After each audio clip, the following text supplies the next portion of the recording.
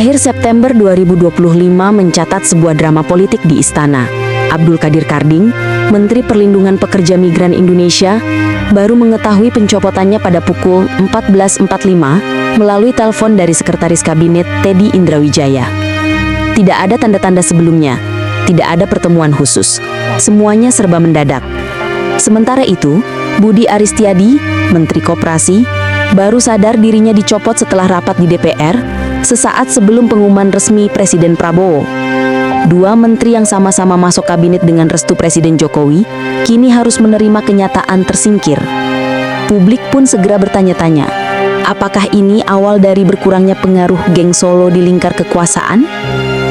Sejak awal kabinet Prabowo Subianto dibentuk dengan penuh kompromi, bukan hanya demi menampung partai politik pendukung, melainkan juga untuk menjaga stabilitas dengan mengakomodasi loyalis Jokowi.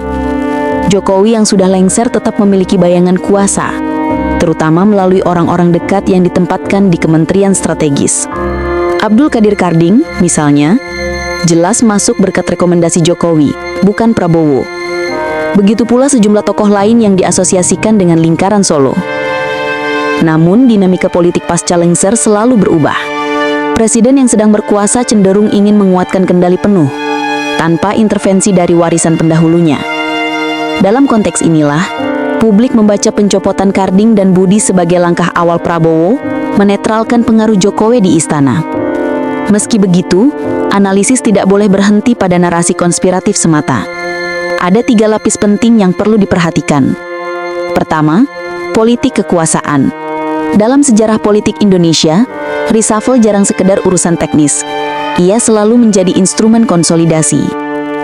Prabowo tentu ingin menghindari kesan bahwa ia hanya melanjutkan kabinet Jokowi Jilid 2. Dengan mengganti menteri yang diasosiasikan dengan geng Solo, Prabowo mengirim sinyal, istana ini sepenuhnya di bawah kendali saya.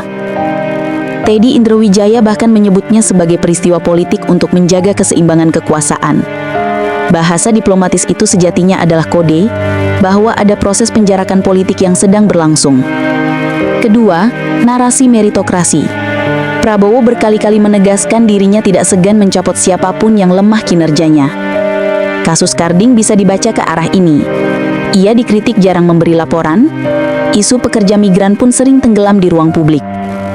Dibandingkan itu, Raja Juli Antoni yang juga dekat dengan Jokowi, masih aman karena dinilai tidak menimbulkan kegaduhan, dan cukup adaptif. Artinya, kinerja memang dijadikan faktor, meski tidak bisa dilepaskan dari kepentingan politik. Pertanyaannya, apakah meritokrasi benar-benar jadi ukuran utama atau sekedar justifikasi untuk menyingkirkan pihak tertentu? Ketiga, dampak sosial politik.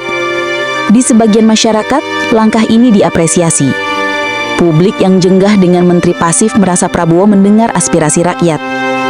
Media sosial ramai dengan komentar bahwa reshuffle ini menunjukkan ketegasan presiden. Namun di sisi lain, ada kritik bahwa evaluasi tidak merata. Mengapa hanya menteri dekat Jokowi yang dicopot? Apakah menteri lain yang kinerjanya juga dipertanyakan akan mendapat perlakuan serupa? Elit politik pun terbagi. Sebagian melihat Prabowo makin percaya diri, sementara sebagian lain mencemaskan potensi retaknya hubungan dengan Jokowi. Tentu kritik tidak bisa diabaikan. Publik menuntut konsistensi. Jika benar meritokrasi yang jadi pijakan, maka seharusnya reshuffle menyentuh semua menteri yang tidak perform, tanpa pandang latar belakang. Risiko politik pun ada.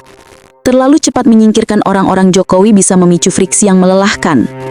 Apalagi Jokowi masih memiliki basis sosial yang kuat. Namun justru disitulah ujiannya. Apakah Prabowo bisa tetap tegas, sekaligus mengelola transisi pengaruh dengan elegan? Kedepan, tantangan meritokrasi akan semakin nyata. Publik akan menunggu apakah reshuffle berikutnya benar-benar konsisten berbasis kinerja. Jika tidak, narasi meritokrasi hanya akan menjadi topeng politik belaka. Akhirnya, reshuffle September ini patut dibaca sebagai kombinasi antara kebutuhan politik dan evaluasi kinerja. Tidak sederhana pembersihan geng Solo, tapi juga bukan murni meritokrasi. Ada lapisan strategi, ada kompromi, ada pesan simbolik. Prabowo menunjukkan ia tidak ragu memegang kendali, namun konsistensi akan menjadi ujian besar berikutnya. Bagi publik, pelajaran pentingnya adalah jangan terburu-buru menelan narasi resmi.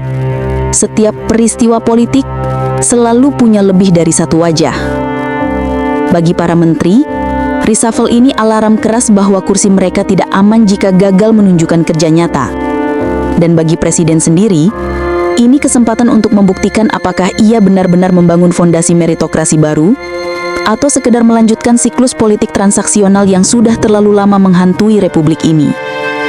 Pertanyaan akhirnya, apakah pencopotan Abdul Karding dan Budi Aristiadi hanyalah bab awal konsolidasi Prabowo, atau justru pondasi bagi lahirnya tata kelola pemerintahan yang lebih meritokratis?